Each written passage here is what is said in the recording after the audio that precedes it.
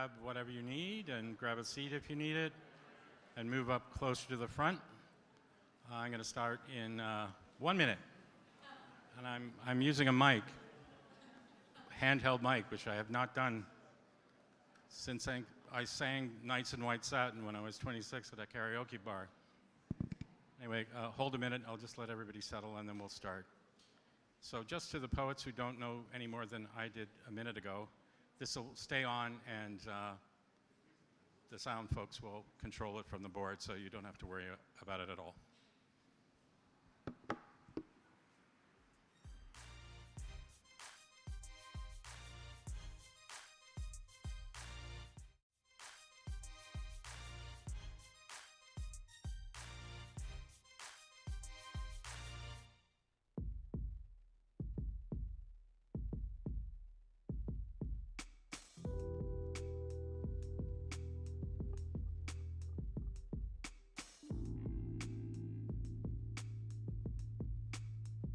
To the 2023 edition of the Anansi Poetry Bash. As the kids like to say, it's been a minute. It's so great to see so many faces I haven't seen in too long. I'm Kevin. I've been the editor of Anansi Poetry for 6 years, and I'll be your guide to what will both be a familiar and a very different Anansi Poetry Bash. First, some important business. House of Anansi Press is grateful for the privilege to work and create from the traditional territory of many nations, including the Anishinaabe, the Wendat, and the Haudenosaunee, as well as the treaty lands of the Mississaugas of the Credit. The name Toronto comes from the Haudenosaunee word Tekaranto, which I probably just mispronounced, which means meeting place. For thousands of years, people from diverse indigenous communities lived here, while others traveled through via rivers and trails for commerce and trade. This was and continues to be an important meeting place. So we debated as to what to call this gathering, our first large in-person event since 2019. The bash to end all poetry bashes sounded a bit ominous given the geopolitical situation. Anansi Poetry Bash 2.0, that's a little trite. Poetry Bash 23, Monster Truck Edition. I don't know. I think I'm just going to go with Poetry Bash Extra. So later we're going to launch the 3 newest additions to our Anansi Poetry list, sort of like we used to do. But before that, we're going to have a set of short readings from folks we've been calling the pandemic poets. People whose books were released since 2020, but who for obvious reasons mostly missed out on the chance to celebrate them in person. Unfortunately, one of the poets who'd certainly have been part of this first set, Steven Heighton, was lost to us at a far too young age last April. It's just over a year ago. I'm one of many folks in this room I know who are still having trouble processing that fact. So given the circumstances, we decided we'll just read for him. So a poem from Steven's selected poems will end each set, each of them presented by someone who knew him well. So on to the first set, where later we'll hear poems from Mathew, Henderson, and A.F. Moritz, whose most recent books have the oh-so-fortuitous pub date of April 2020, and from Bardia, Sinaee, the most recent winner of the Trillium Book Award for Poetry last June. Yeah, word out for Bardia. He just taught me how to pronounce his last name properly today, and he said, of course, when you go up, you're going to get it wrong. And I did get it slightly wrong. Sorry, Bardia. So they'll be introducing each other after their short readings.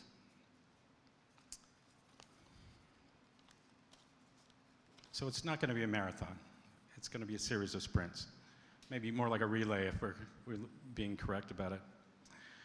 So first, it's my pleasure to introduce an Anansi relative newcomer. In Sanna Wani's vivid debut collection, My Grief the Sun, the body is the page, time is a friend, every voice is a soul, and love and grief sit side by side. Sharply political and frequently magical, these poems reach for everything from Princess Mononoke to German Orientalist scholarship on early Islam, in poems that range from concrete to confessional, exegesis to erasure, the Sinaee River in Canada to the Zabarwan Mountains in Kashmir. I don't know, I'm screwing everything up today. Sanna has published poems widely, from Arc Magazine and The Puritan to Poetry Daily and Best Canadian Poetry. Earlier this month, My Grief the Sun was longlisted for the Pat Lowther Award. And she's also a finalist, we found out a couple of days ago, for this year's Gerald Lampert Memorial Award for Best Debut Volume of Poetry. So we're very excited about that, as we should be. Billy Ray Belcourt had this to say about the book. Sanna Wani's My Grief the Sun makes such a convincing case for astonishment as a way of life. The theological music that courses through the book is not a narrowing toward some esoteric knowledge, but rather an opening toward a collective enmeshment with the inscrutable world. This book is a necessary reminder that there is something inside us that just says, live. Please join me in a warm welcome for Sanna Wani.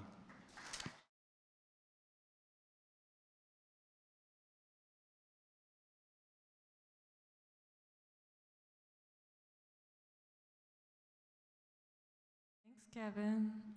And thank you all for being here. Wow, there's so many people. I am just going to read briefly from the last section of my book, which is called Distances. And it begins with an epigraph by Robert Hass, which says, "Longing, we say, because desire is full of endless distances.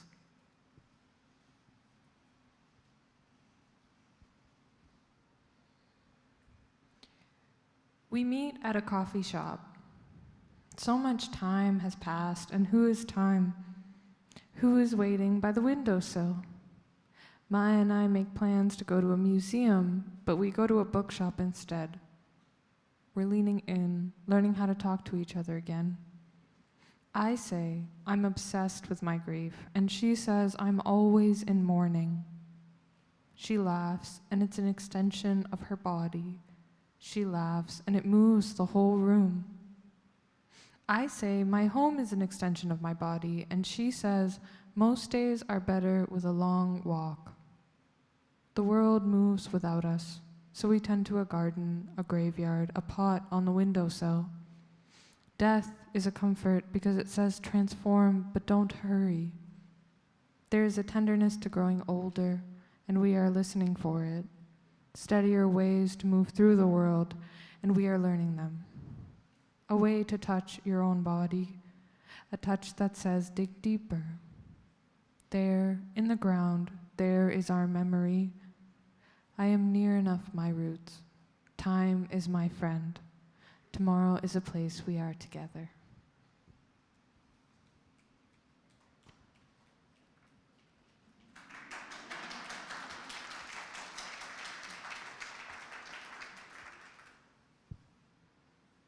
And then I'll just read one more. 2 days ago, I saw you in a dream. You were under some bridge. The sky stopped to ask, do angels have ears? How should I know who can carry light? Look at that moth breathing with its wings. At the window, there was a congregation. I was sleeping. Yes, someone was waiting to speak. I had left a light on. Birds have that habit. Do you understand? My mother has never let me kill a moth. She says, take it outside, and I do. I release it into the night, or it the night into me. If I could speak to the sky, I would say, I know you are just a bridge. The angels might be listening. In my dream, you became the moon. You asked, who do you see in my face? The night stole my answer.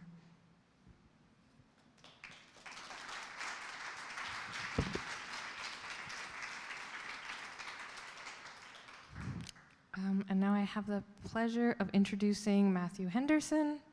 Mathew Henderson grew up in Tracadie, Prince Edward Island. After high school, Henderson worked summers in the oil fields of Saskatchewan and Alberta. His experiences there provided inspiration for his first book, The Lease, which was a finalist for both the Trillium Book Award for Poetry and the Gerald Lampert Memorial Award. Mathew's second collection, Roguelike, released in April 2020, melds the unique online vocabulary and culture of video games with family and addiction narratives. Damian Rogers says about this book, Henderson's extreme care with language blends with an almost supernatural awareness of the animal smells and hungers of a body among other bodies, of the echoing insular loneliness of a mind inside a screen. In poems alive with their own intelligence, Roguelike fights for the right to stop fighting. Please welcome Mathew.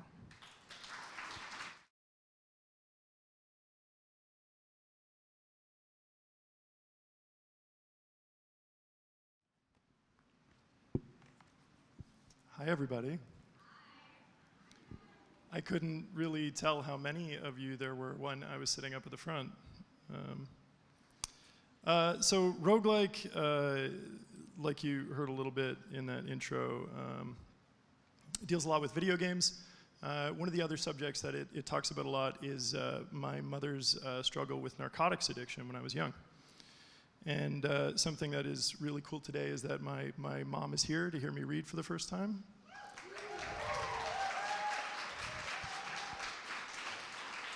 No, not really. No, not really. Wouldn't that be nice, though?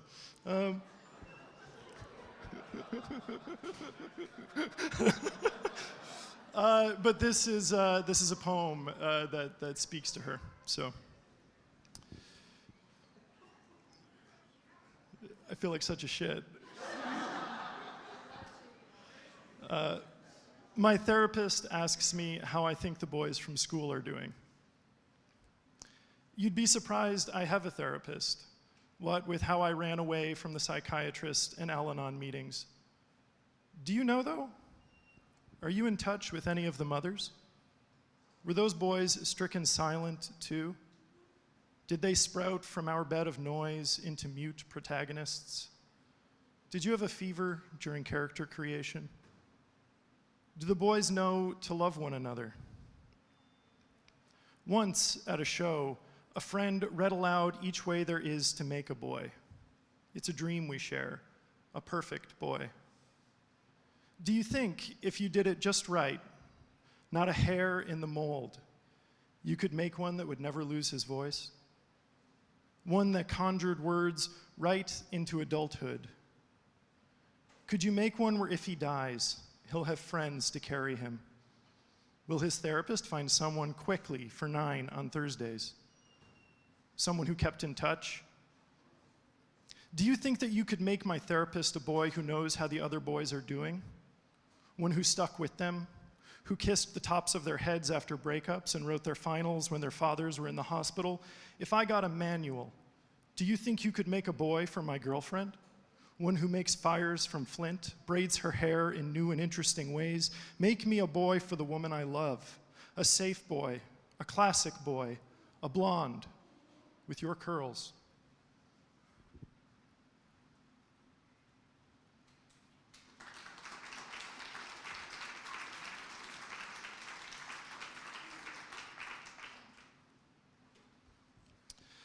So there's a thing in video games where people will kind of take video games that they know super, super well, and they will like hack them into what they call a randomizer, so that as you're playing, you don't know what the next screen is going to be, you don't know what the next level is going to be, and you need to just be ready for all of it all the time.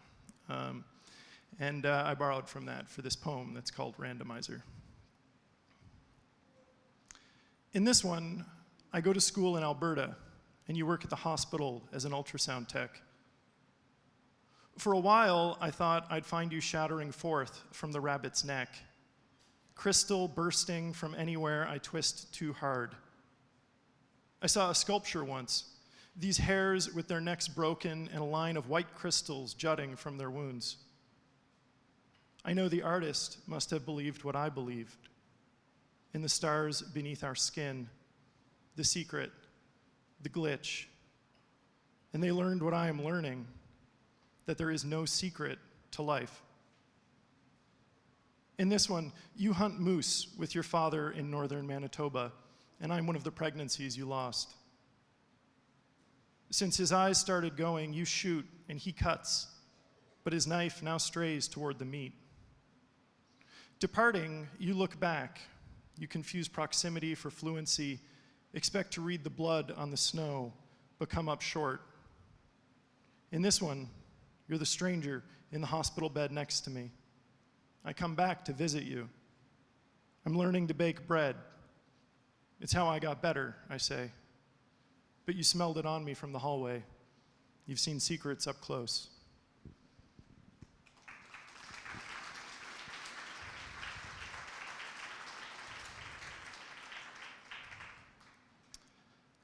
So your next poet is Bardia Sinaee. Bardia was born in Tehran, Iran, and currently lives in Ottawa. His poems have appeared in magazines across Canada and in several editions of Best Canadian Poetry. His debut collection, Intruder, released to great acclaim in April 2021, was a finalist for the Gerald Lampert Award for First Book of Poetry and won last year's Trillium Book Award for Poetry. Yeah. Bemused and droll, paranoid and demagogic, Intruder presents a world beset by uncertainty, illness, and human sprawl. Anxiety, hospitalization, and body paranoia feature heavily in the poem's imagery, making the collection especially timely, notably in the dreamlike sequence, Half-Life, written during the first lockdown in Toronto. Srikanth Reddy had this to say about Intruder. Haunted by the political history of the Middle East, by the precarity of contemporary Canadian metropole, and by the specter of death, this existential intruder questions just about everything, including himself. Wondrously, Sinaee's lyric interrogations hold us captive, even as they invite us to imagine our escape. Please, everybody, welcome Bardia.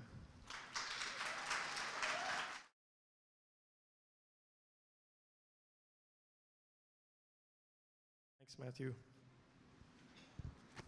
Can I get a picture, you guys? Say cheese. I just want my colleagues to know that I have a life outside of work. This first poem is called Why We Eat Figs. Long ago, when bread ripened on the breadfruit tree and animals spoke the language of men, there lived a widow with 3 impetuous sons.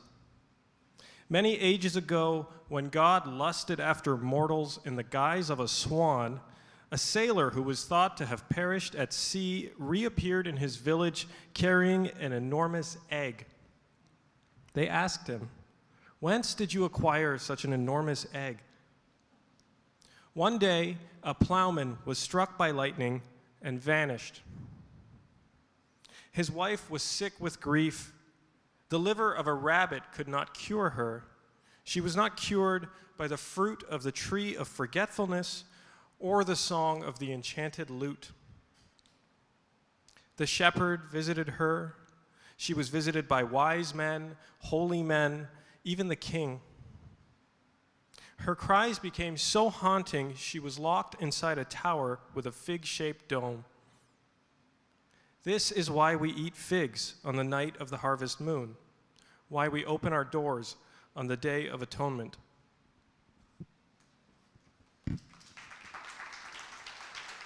Thanks.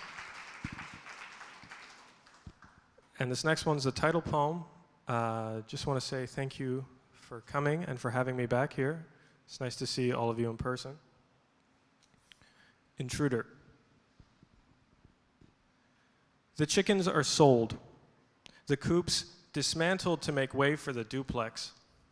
The duplex is rented to students. A lamb is killed to mark the occasion, then disposed of uneaten. The gate is disfigured, Its Persian inscription resembles the vines that hem in the lane, its cobblestones jumbled by decades of tremors. The armchairs, the ottoman are paisley upholstered. An unposted letter on the roll-top desk tells of the latest earthquake, how, when it came, he gathered the prized Turkish tea set while she took down the frames. The stained glass transom is fractured. Sparrows and grubworms have annexed the garden. The gridlock, a recent development, is scoured by peddlers who canvass stopped cars like worker bees harvesting flowers. A yellowing leaflet on dealing with scorpions sits on top of a stack on the shelf. Place a bowl or a cake lid over it, and the intruder takes care of itself. Thank you.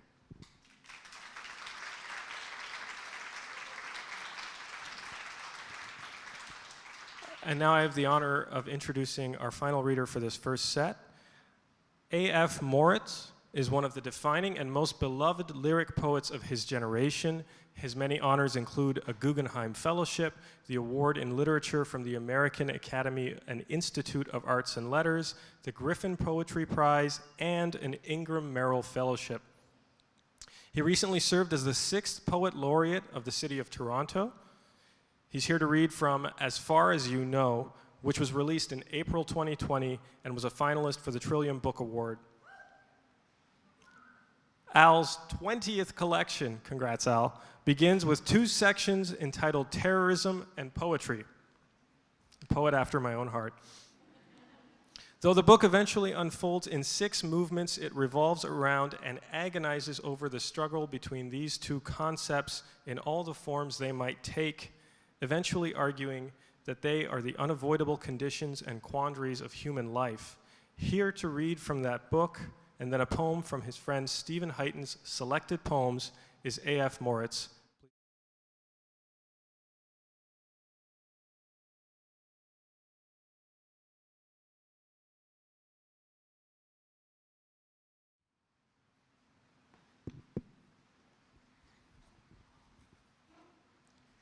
Hello, everybody. So good to see you. Hello, Steven. I didn't know whether to read your poem before my poems or after. It kind of governed the selection of them, but I'll give you the final position of honor. Philosopher and Southern Ohio. Praise those who, finding themselves alive on earth, pick up the work. Day after day, it never ends except that they call death heavenly rest and feel no guilt in accepting it as long as it comes late, after a long or hard enough term of bearing with the pain of the others. Only to die young is a weakness, almost a sin, so fair in a song it can make them cry.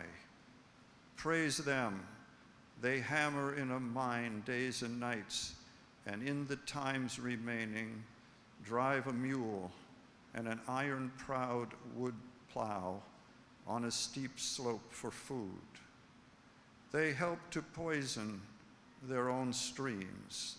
They blame themselves only, and jealously, joyfully singing, they preserve the old ways of those who blame themselves. Their God is innocence. He doesn't exist as I would require him to, and still he makes the truth of the world be the dandelion that the eyes fall on as a breeze starts freshening summer, and the man towels his forehead, the long road of dawn as he comes up at shift's end. The people all together for the dead friend at a hilltop churchyard with shadows of the circling hawks sweeping their feet. The ugly people, all saints, the community in one place around the body. But no more rest. The straggle of stores and cabins under green ridges came, struggles to maintain itself, later will be gone. They never rest except for death, and they do not think the worry that spoils sleep and the fear that twists dreams are forecasts of the content of oblivion. And the last poem, the second poem I'll read,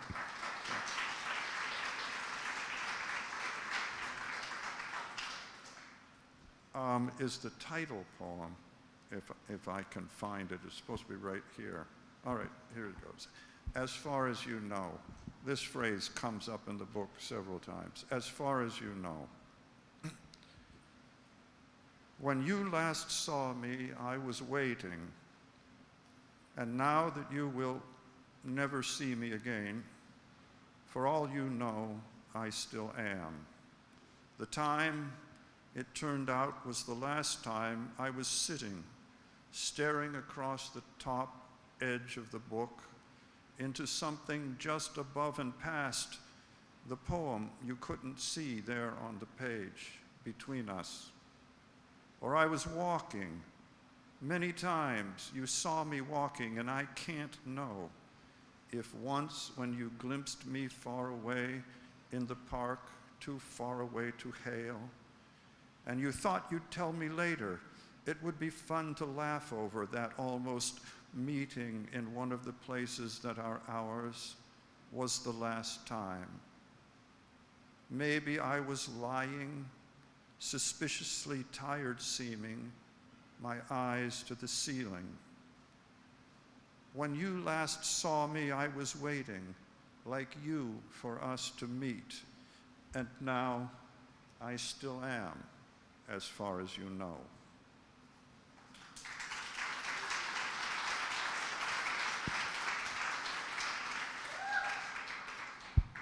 Well, and Steven, since you left me to have to pick the poem myself, which is typical of you, I'm going to choose this one, which I deeply loved for a long time. Portrait of a Father. I dreamed his head was floating on the sea and said these words, "Leave the forest for the sun's shore, for Apollo.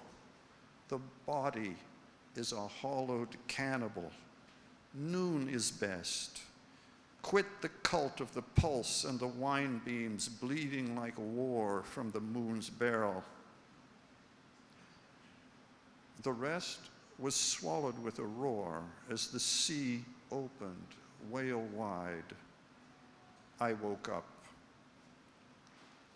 In other dreams, he is carried out past saving on his own brain waves. Body blue as an embryo, a glacier in a blank sea, never free of signs. The passing sails hold sonnets.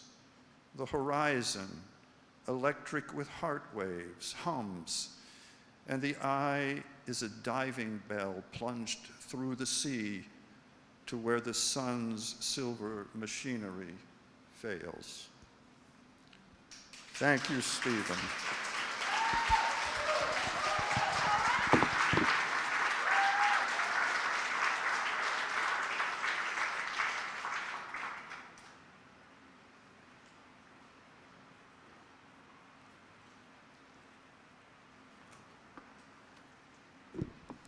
That was a half-hour set that finished at 8 o'clock sharp.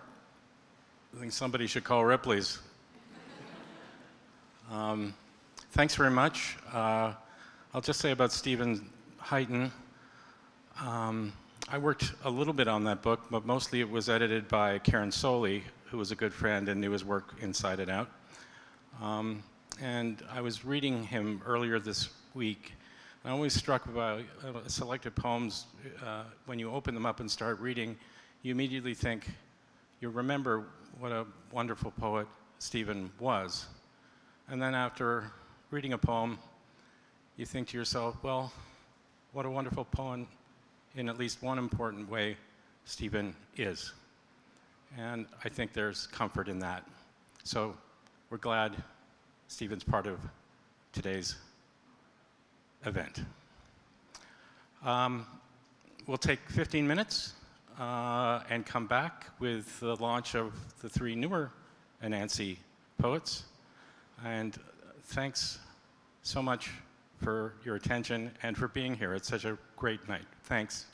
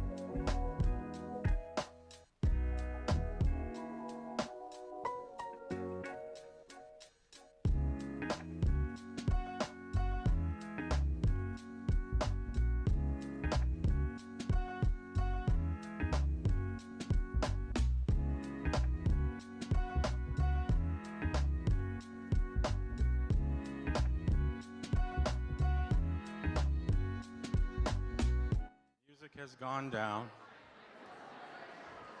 and everybody is getting mellow. You're getting very sleepy.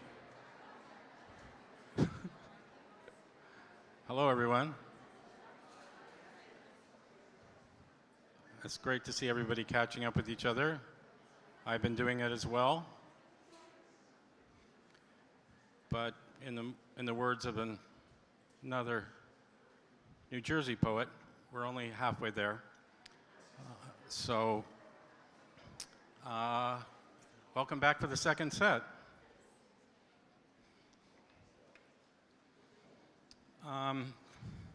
So before we get to the launch portion of the evening, I have to thank a few people. And I've learned from experience, if you don't thank them at the beginning, you might lose track of it at the end. The poets are the stars of this bash, which is as it should be. But the longer you work in this racket, the more you understand that making books is a team sport. The better the team, the better the book. It starts with our owner, Scott Griffin, then Anansi President Samara Al-Hilal, and Vice President Karen Brochu. But I've been equally lucky to work with many talented people since I came on board in 2017. So for the books we featured in the first set, Maria Golikova and Joshua Greenspan were instrumental. And at least Maria's here. It's always good news when Maria's here. And for the three we're about to launch, our mostly new production team of Michelle McAleese, Leslie Joya Henda, and Jenny McWaugh deserve special attention.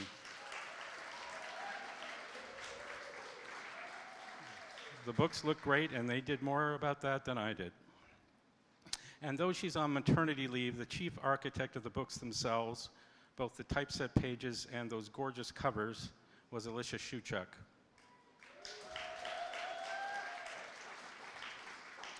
Our creators have a lot of input in the look of their books, and the fact as a group that they're so varied and so clearly Anansi poetry, that's all Alicia. Just a few more thanks specific to the event tonight. Thanks to Ontario Creates for providing the resources to fly these poets here to read and celebrate their books. For being great neighbors and their generous loan of this beautiful space. We want to thank MOCA and their staff, in particular Candace Kavanaugh, Ashley Gerling, and Angelic Goldsky.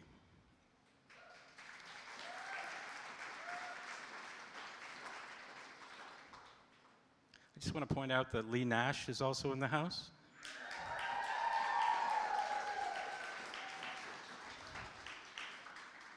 Lee was a big help with me on these spring books. The fact that she's a poet herself features into it, but she's wonderful in every way. And in her short time at Anansi, she set things in motion that we're going to continue to benefit from for many years. So she's the gift that keeps on giving.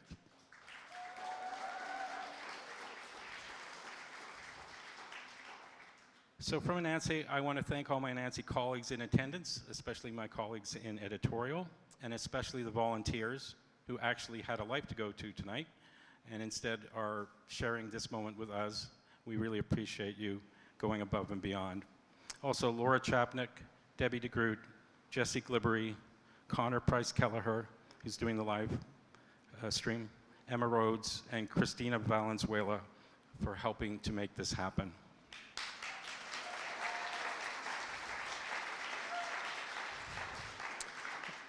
Okay, launch time.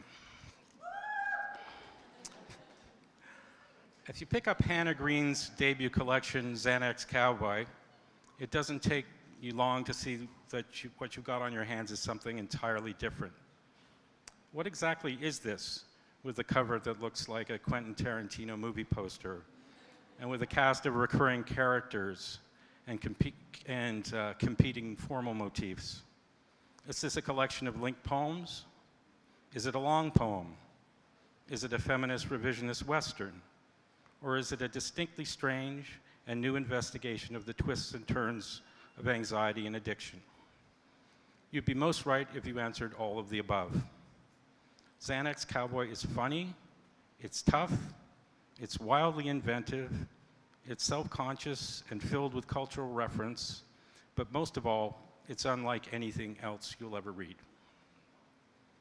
On its release earlier this month, the Toronto Star had this to say: "It seems paradoxical to describe a book about addiction, depression, and despair as a romp. Yet the Winnipeg poet Hannah Green's figurative language is so dazzling, her tone so sardonically witty, that her debut is indeed a romp." It's my pleasure now to introduce its author, Hannah Green.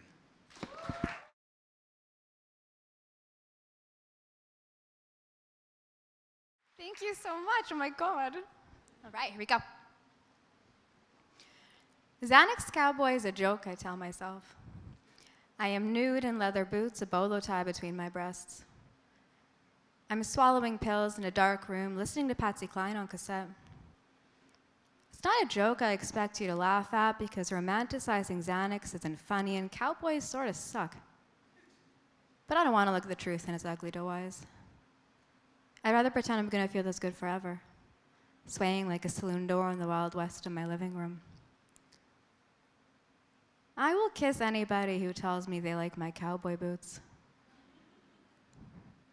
In the collected works of Billy the Kid, Michael Ondaatje writes, "In Boot Hill, there are only 2 graves that belong to women, and they are the only known suicides in that graveyard."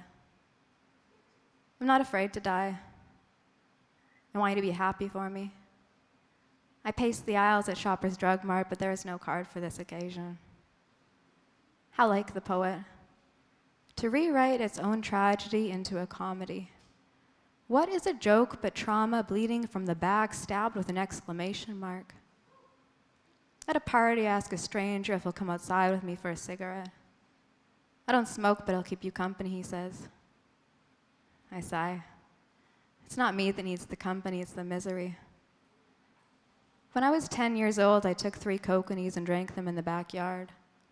I did not like the taste, but I persevered with my prepubescent lagers in the moonlight. Cowboys are to liquor as Judith Butler is to gender. I'm talking household names. "Why a cowboy?" the stranger asks. "Because their drunkenness is close to godliness. What girl doesn't want to be admired for the halo of the toilet bowl around her head? Cowboys don't need to learn to love themselves, to come home to themselves. Cowboys spit on self-help books and curse them like the day they were born. The badassery of masculinity is well established in the literary Wild West. Forgive me, but I am too tired to subvert a genre. I am not the cowgirl for the job." "Why a cowboy?" he asks again. I'm sick of repeating myself. I'm a fucking cowboy because I said so. There's no gender trouble here. I'm not afraid to die, but I don't want to be a suicide in Ondaatje's graveyard. And we believe cowboys. They don't need to explain themselves over and over again. A cowboy goes to the doctor with a bullet hole and not a list of symptoms with no exit wound. Xanax Cowboy, the motion picture, scene 5.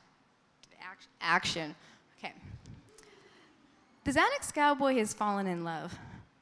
She doesn't care that he's a cruel man who shoots wild horses, because he won't tolerate anything he can't tame. He lives in a large farmhouse surrounded by acres of land. The Xanax Cowboy is tired of from above the saloon. Her life smells like cigarettes and whiskey.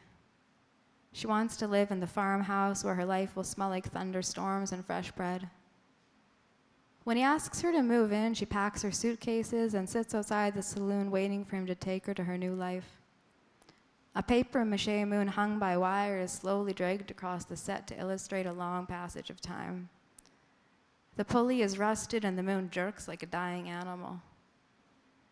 Eventually, the Xanax Cowboy takes her suitcases back up the stairs to her life above the saloon. Perhaps he could smell it. How desperate she was to be tamed. The Xanax Cowboy decides to go lie in the fields with the wild horses he has killed. When the scene is over, she refuses to go back to her trailer. She stays and strokes the rotting bodies, and when the cameras are gone, she finally allows herself to cry. This ain't my first rodeo. I know how much is a good time and how much is passed out on the bathroom floor. And when it comes to that, my boyfriend will find me with a makeshift bath mat pillow cradling my head. He'll put 2 fingers to my throat, brush the hair from my cheek. To keep me safe from death, my mother used to say, what a silly place to sleep when we drove past broken deer on the shoulder of the highway. Mother, I am older now and I'm sleeping in sillier places.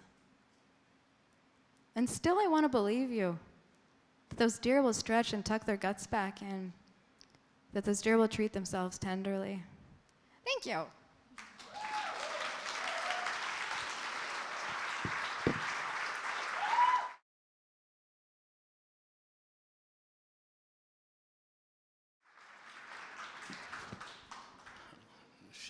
She does that, and I can't remember Minishni River.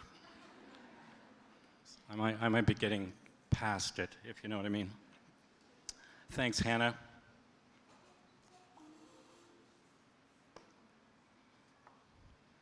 This book, Trinity Street, is a heartsick, irreverent, and quietly political book.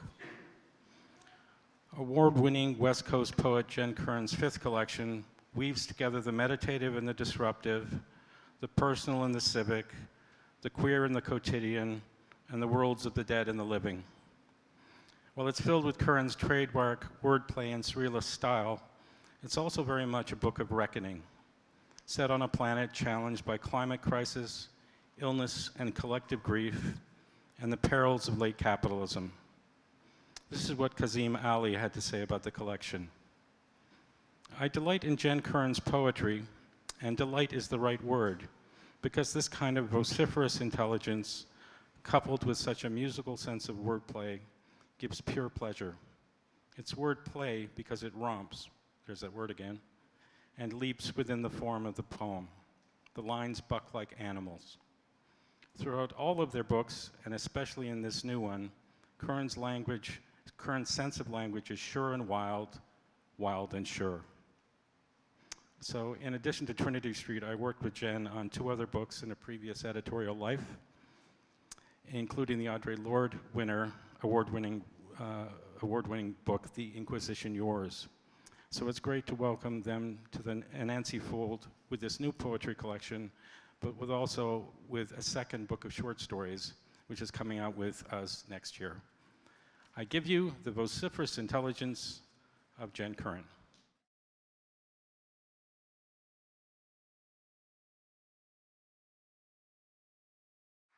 Thank you so much, Kevin, and just deep gratitude to all the folks at House of Anansi for putting on this event, for publishing these beautiful books. Much gratitude to the other readers. I'm just loving all the readings, and very grateful to be here. And a special thank you to Kevin for just being the best poetry editor I've ever worked with. Very grateful.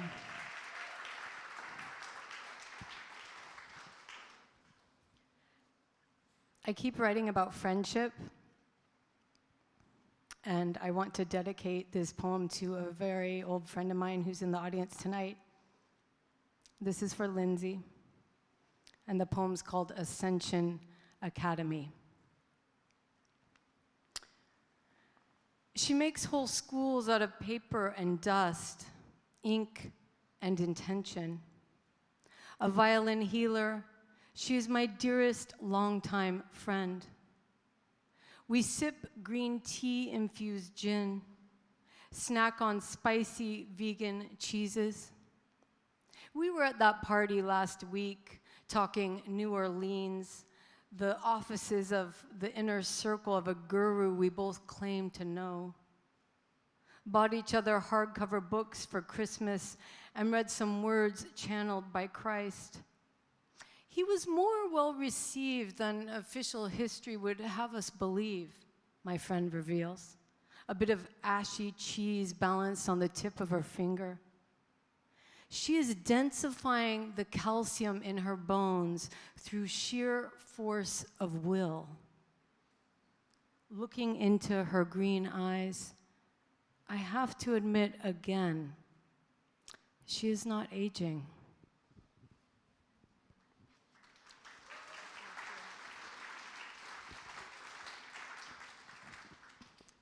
Another beautiful Taurus woman in my life is my sister Jane, who is in Eugene, Oregon right now. And today's her birthday. So I'm going to read this poem for her. It's called Incarnate. They were intimidated by poets who were as good as them. Love's flaccid, I heard at the bar, or believed I did. Folks who know the unknown, or thought they did. A person named Rainbow, who used to sit with us at the Zen Center, always had the best advice, by which I mean they never gave any, but one time encouraged us to volunteer for the annual homeless count. The population has doubled in 10 years, they told us. Another time, they were surprisingly unfazed by the planet's impending death, while others in the circle cried. These are the discussions I remember that came after the silence.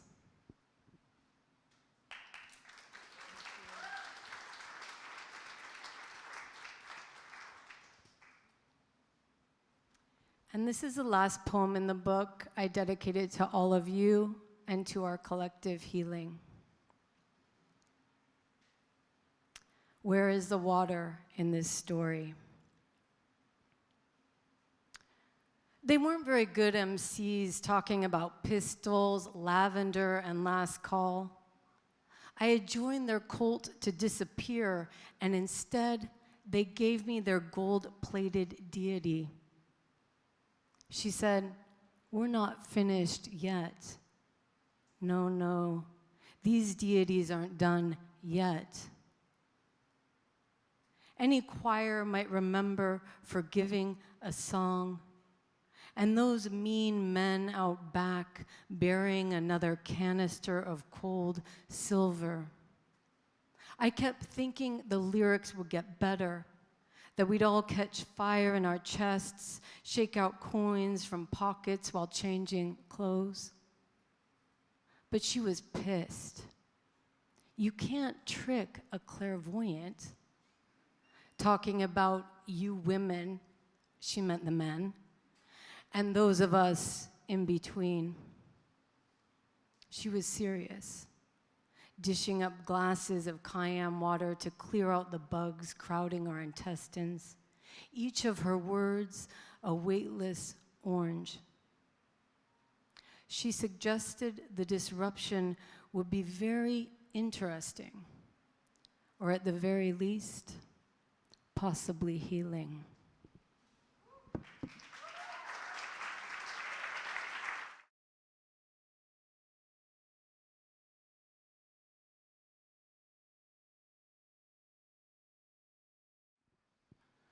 Jan Currin, ladies and gentlemen.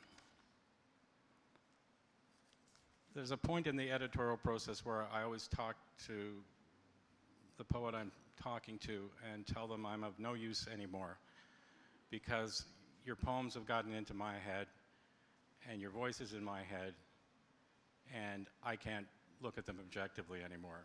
And I'm struck by the poets I'm hearing today at how strong the voices are. It's really remarkable. I'm really enjoying the evening. I hope you are too. To keep things on track, Passengers. Passengers is Michael Crummey's sixth book of poems and his first standalone collection in 10 years. It's also, on the surface, his most peculiar book. At least that's what the word he used for it, until I persuaded him to say instead is its most inventive. The book has 3 sections, each written in a different poetic voice with a different central character. The first is Nobel Prize-winning Swedish poet Thomas Tranströmer, who Crummey takes on an imagined circumnavigation of Newfoundland. Tranströmer on the Bell Island Ferry, Tranströmer on Signal Hill, etc. I think he's on Signal Hill twice, if I remember. Crummey explores what Tranströmer might make of the environment and history of the places in Newfoundland he would have visited and how he might have written about the experience. And then to sell his grift, Michael includes the voice of the imaginary translator of these imaginary poems, pointing out that, and I quote, "It goes without saying that these pieces would be in every way superior in the original Swedish." The central character of the third section, Devil's Kin, or Devil's Kin, we don't know which, is Lucifer, whose manifestations and interactions with Newfoundlanders of all stripes are chronicled from the time of his arrival as a stowaway in the Middle Ages.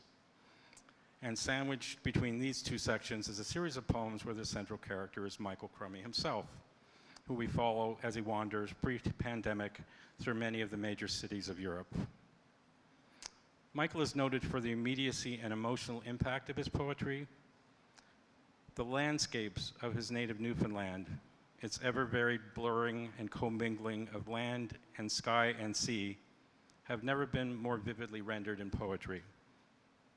Please help me welcome Michael Crummey.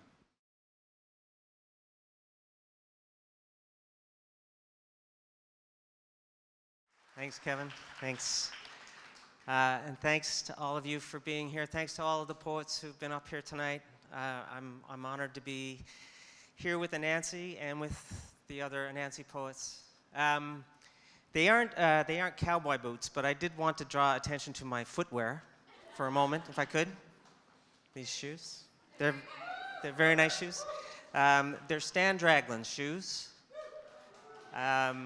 Stan is another person we've lost in the last year or so. About 5 or 6 months into the pandemic, I was asked to do a Zoom discussion with a number of other writers online about what writers are doing during the pandemic and how they're holding up. And one of the things we were asked was, what are you reading now, or what are you writing? And I said that I wasn't able to read fiction. Like, the notion of stories with beginnings and middles and ends just didn't seem to fit the times at all. And I was only reading and I was only writing poetry. And about 5 minutes after that session finished, Sarah McLaughlin sent me a note to say, "Do you have a collection?" And to be honest, I had no idea. I had been working on these Transtromer poems for 7 or 8 years, or 9 years by that point. And I had some other stuff, but it was just stuff. So I did what I always do in that circumstance. I put everything I had together and I gave them to Stan, who has been one of the first readers of everything I've written for the last 20 years. And Stan thought that there was a book in it, and that was enough to give me the courage to send it on to the folks at Anansi. So I wanted to acknowledge Stan and thank him for being in my life as long as he was. It is a weird book, for me anyway. It's a strange book. And as I said, I worked on a lot of it for almost 10 years. But there is a kind of central loss that isn't really named in the book, but kind of hovers over the whole thing. And it's only in the very last piece, which is kind of a standalone thing, where it is pointed to directly. So I thought I would just read that one, and then I'll read one of Steve's. And so this one is about our son, Ben, who died in 2019 at the age of 19. A couple of things I'd like you to know about Ben before I read this. One is that he lived a life of enormous privilege. He was surrounded by love and loved everyone he was surrounded by his entire life. He was a big stoner. He loved getting high through his teen years. And his last summer, he actually worked at a mining camp above the Arctic Circle in Finland. And it was absolute awful scut work that just about killed him. And he tried to quit the job a couple of times before he finally settled in and got to it. So this is my imagining the way that Ben left us. It's called A Departure. There you are now, the lost child. In an empty departure lounge without luggage or companions, your cell phone disabled. A boarding pass that promises a seat will be assigned at the gate. A stoner's budding apprehension on the verge of something shapeless and absolute. The high ceilings and ceramic tile echoing every generic turnstile you've passed through. Pearson, Dallas, Fort Worth, Helsinki, en route to a gold camp north of the Arctic Circle. Such a fairy tale sheen to that image, the ancient Norse might have employed it as a likeness for radiant Valhalla. But your work in the field was a keel haul through the tamer regions of some medieval underworld, staking and trenching while insect legions boiled the air around your head, or shackled to a hammer, breaking rock like a prisoner sentenced to purgatorial labor. It nearly broke you, child of leisure, of millennial luxury. Twice you tried to quit before setting your shoulder to that adult freight, shrugging off its routine torment with the obscenities you'd mastered in Finnish, signing on for a second stint as the summer's tour tapered through August. Near the end of your brief, unguarded residence on the earth, beloved, blessed. By now, you've twigged to the strange quiet about the terminal, a stillness in the absence of other passengers, a stark northern light slanting across the deserted chairs that recalls your time in those Lapland forests, those lean Arctic days, the numberless stars. You've almost put a finger on it when your name comes over the public address. Then the same stranger's voice is calling your flight.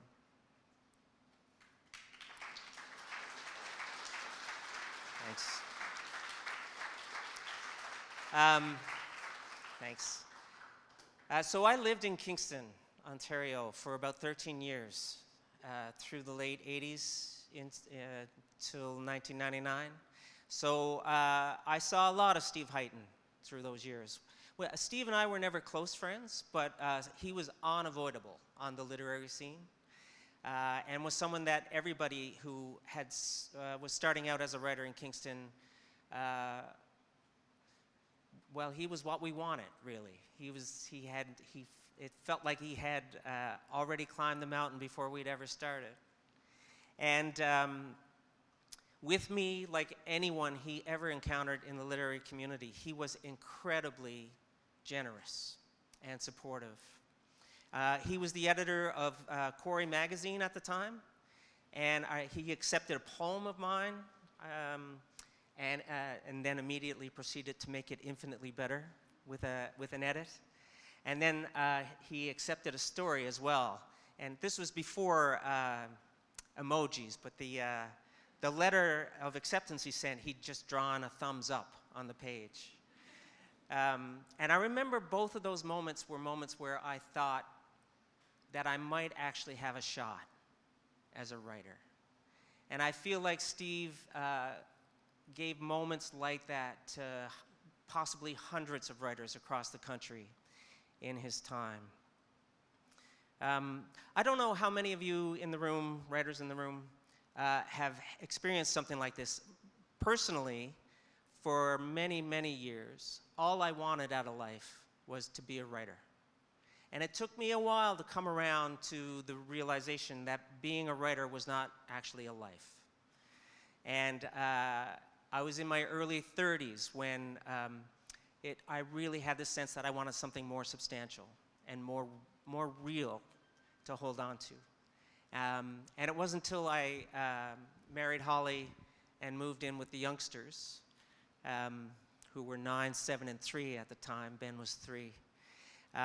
That I felt like there was a solidity to my life that made it feel real. And I remember when we lost Ben, Steve was, of course, Steve. Even though we hadn't been in contact in a number of years, Steve was one of the people who reached out. And I think from reading his work and from knowing the guy, I think he had some sense of what a love like that and what a loss like that can do to a person. And I've always thought that Steve's poems for his daughter are among his most beautiful and most affecting.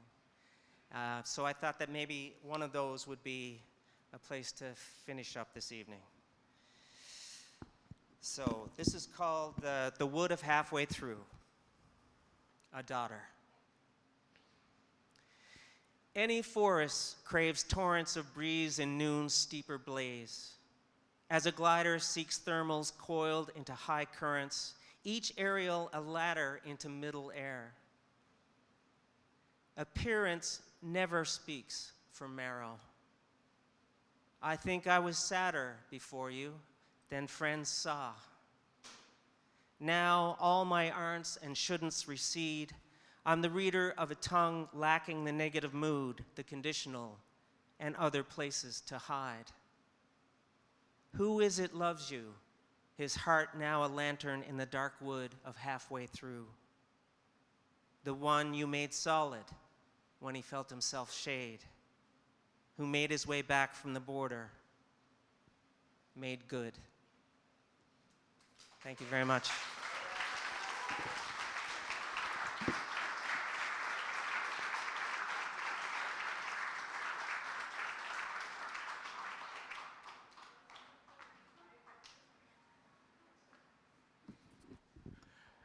Thanks, Michael. You'll notice I didn't read one of Steve's poems because I would have turned into a blubbering idiot.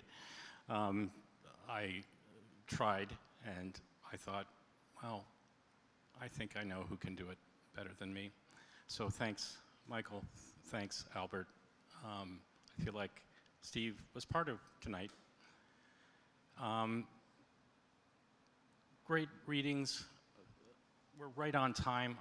Laura, if you still have your run of show, I think you should get every writer to sign it, because that might be an all-time first. Thanks for being here. There are books at the table that are screaming, "Buy me."